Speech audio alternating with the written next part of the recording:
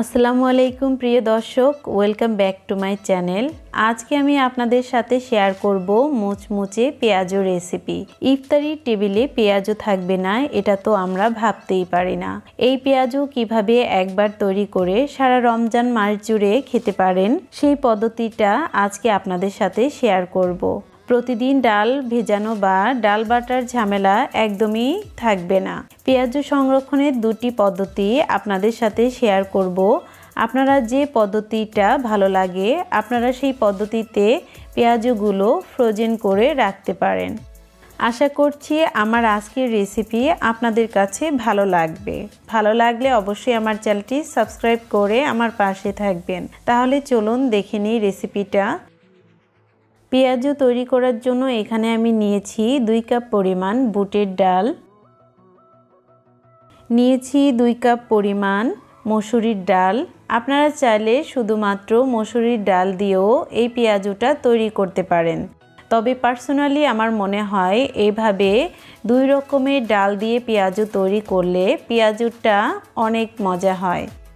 এরপর পর্যাপ্ত পরিমাণের পানি দিয়ে আমি ডালগুলো ভিজিয়ে রাখবো আধ ঘন্টা পর্যন্ত। এর বেশি ভেজানোর প্রয়োজন নেই, আধা ঘন্টা পর্যন্ত ভেজালেই ডালগুলো অনেকটা ফুলে যাবে এবং নরমও হয়ে যাবে অনেকটাই। ফিরে আসছি আধা ঘন্টা পরে। এই তো দেখুন আমার ডালগুলো ফুলে ডাবল হয়ে গেছে, ডালগুলো নরম হয়ে গেছে। এবার ডালগুলো আমি ভালোভাবে পরিষ্কার করে নিচ্ছি। ডালগুলো আমি ভালোভাবে পরিষ্কার করে ধুয়ে নিয়েছি এবং পানিটাও ঝরিয়ে নিয়েছি। এবার ডালগুলো আমি ব্লেন্ড করে নিচ্ছি। এই তো দেখুন আমি একটা ব্লেন্ডারের জাগে এভাবে ডালগুলো ব্লেন্ড করে নিয়েছি। কিছু ডাল একদমই মিহি হয়ে গেছে, কিছুটা আস্ত আছে। এভাবে ডালগুলো ব্লেন্ড করলে আমার মনে হয় পেঁয়াজুটা অনেকটা ক্রিস্পি হয়। সম্পূর্ণ ডালগুলো আমি এভাবেই ব্লেন্ড করে নিয়েছি। আপনারা চাইলে ডালগুলো পাটায়ও বেটে নিতে পারেন। এরপর একটা বক্সে আমি এখান থেকে অর্ধেকটা পরিমাণের ডাল রেখে দিচ্ছি ফ্রোজেন করার জন্য। এই ডালগুলো আমি ডিপ ফ্রিজে রেখে ফ্রোজেন করব। যখন প্রয়োজন হবে আধ ঘন্টা আগে বের করে এর সাথে পেঁয়াজ মশলা দিয়ে আপনারা চাইলে পেঁয়াজু তৈরি করে খেতে পারবেন অনায়াসে।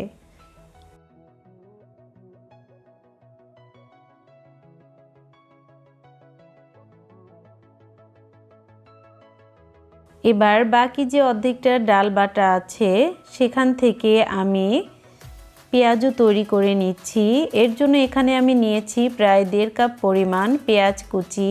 পেঁয়াজুতে পেঁয়াজটা একটু বেশি দিলে স্বাদটা ভালো হয়।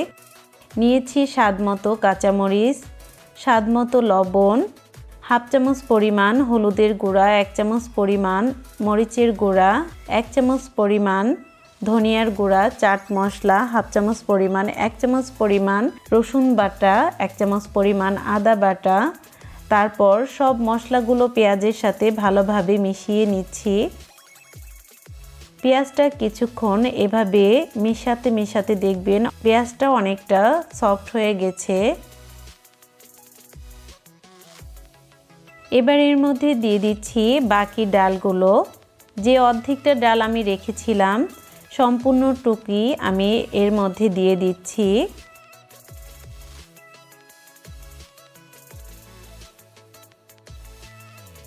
এবার পেঁয়াজের সাথে ভালোভাবে ডালটা মিশিয়ে নিচ্ছি।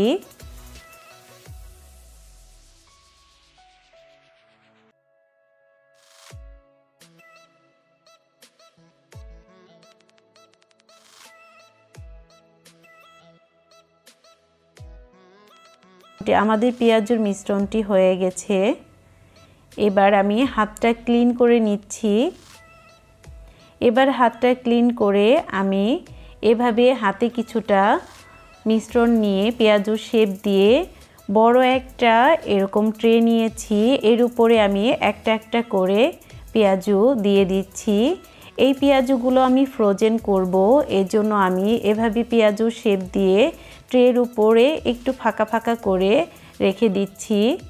ডিপ ফ্রিজে আমি এই পেঁয়াজগুলো 2 ঘন্টা পর্যন্ত রেখে দিব। এতে করে এই পেঁয়াজগুলো কিছুটা শক্ত হয়ে যাবে। তারপর আমরা একটা বক্সে করে এই পেঁয়াজগুলো ফ্রোজেন করব। এই তো দেখুন সবগুলো পেঁয়াজু আমার তৈরি করা হয়ে গেছে। এবার এগুলো আমি ডিপ ফ্রিজে 2 ঘন্টা পর্যন্ত রেখে দিচ্ছি।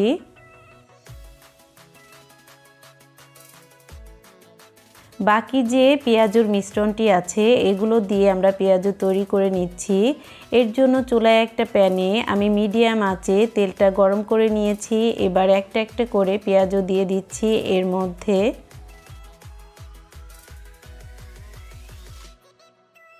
সবগুলো পেঁয়াজু দেয়া হয়ে গেলে মিডিয়াম আঁচে আমি পেঁয়াজুগুলো ভেজে নিচ্ছি।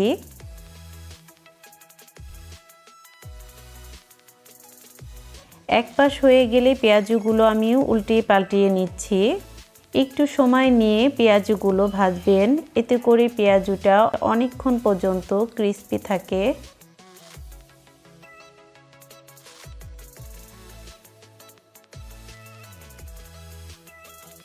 আমি পেঁয়াজগুলো গোল্ডেন কালার করে ভেজে নিচ্ছি।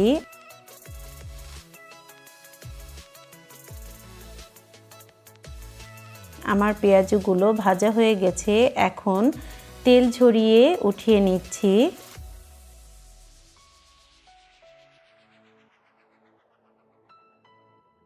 এই তো হয়ে গেল খুবই মজার মুচমুচে পেঁয়াজু রেসিপি। আশা করছি আজকের রেসিপিটা আপনাদের কাছে অনেক ভালো লেগেছে। একদমই মুচমুচে ঝটপটই তৈরি করা যায়। ইফতারি টেবিলে অবশ্যই এই পেঁয়াজুটা আপনারা তৈরি করবেন। এবার আগে থেকে যে ডিপ ফ্রিজে পেঁয়াজুগুলো আমি তৈরি করে রেখেছিলাম অনেকটা শক্ত হয়ে গেছে। এই পর্যায়ে একটা বক্সের মধ্যে আমরা এই পেঁয়াজগুলো সংরক্ষণ করতে পারি প্রায় 1 মাস পর্যন্ত। এবার একটা একটা করে পেঁয়াজু আমি এভাবে বক্সের মধ্যে রেখে দিচ্ছি। এতে করে পেঁয়াজুগুলো একটা আরেকটার সাথে লাগবে না।